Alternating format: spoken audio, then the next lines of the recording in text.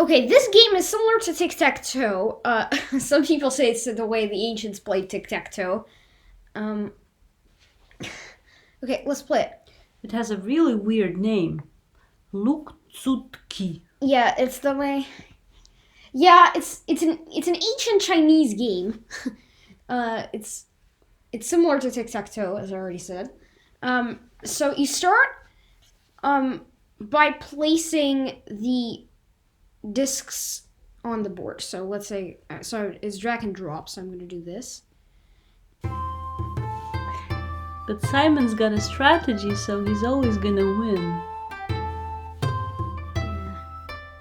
And I really like how they light up when you move them around. They're like little lanterns. Yeah, I'm going to put it here. You're going to put it... So we start by blocking each other. Yeah, like this. But then Oh, it actually shows the potential position. Yeah, this is the first phase of the game where you place the discs. Then the second phase of the game is where you move the discs around. So I'm gonna move it and to an adjacent connected point on the board. So it shows that I can move it over here. So I'm gonna snap it there. And basically, the objective is to get 3 in a row, as you probably figured. Yes. So I have to make sure I block Simon, and at the same time think about the way I could get 3 in a row. But the problem is that I know he has already made that impossible for me. Yes. Are you gonna explain later how? Are you gonna explain your strategy? But basically, whatever she's gonna do now... No, you can't move there. Oh, I can't move there, yeah, because you can only move to an adjacent spot. So wherever I move... Look, I can only move this to these 2 places.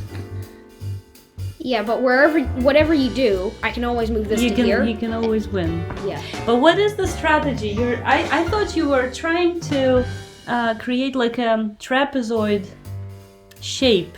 So a square and a triangle, and move within that square and a triangle. Yeah, so I'm gonna explain how that works in detail. So first, you should always play in the center first.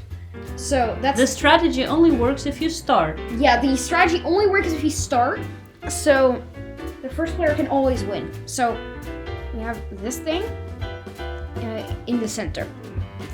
Now, actually, the other player can only go here or here. The reason why is that any other place, we can rotate the board accordingly to get back to one of those other places.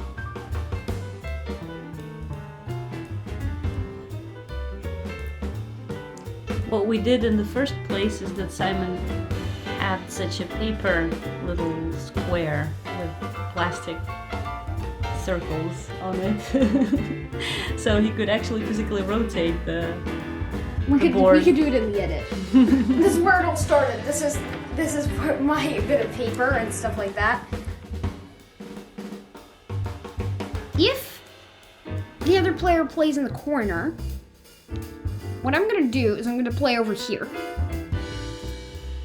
So if the player plays here, the other player plays here.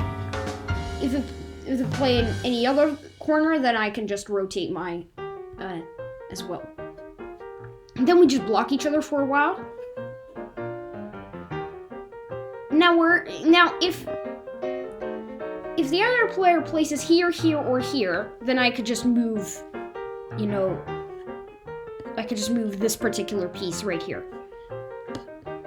If they place over here, which I'm gonna do because I know that, then I'm gonna instead move this piece over here.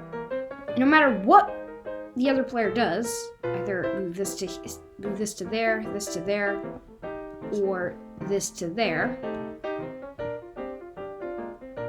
I can always put 3 in a row.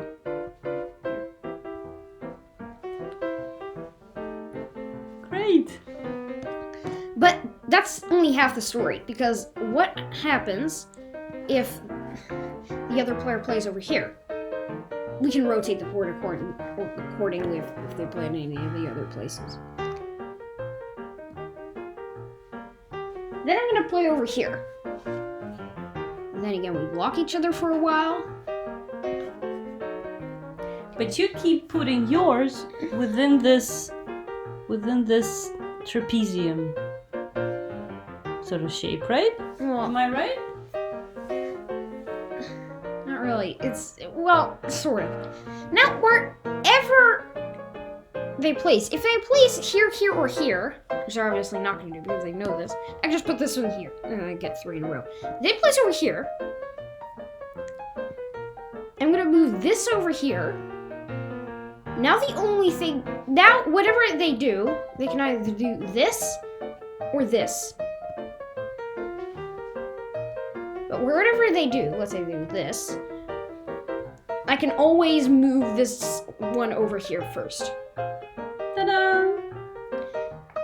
Was the strategy actually explained on brilliant.org, where you got this from? Yes. This brilliant strategy. Yeah, brilliant.org. I just copy pasted these rules in the from Brilliance, so Maybe you should say that yeah, in brackets. That's the source. Also on this website. I hope you enjoyed playing my game, and wait, I don't have a catchphrase. Suggest it in the comments, maybe. I don't know. Bye. The link is in the description. Yes.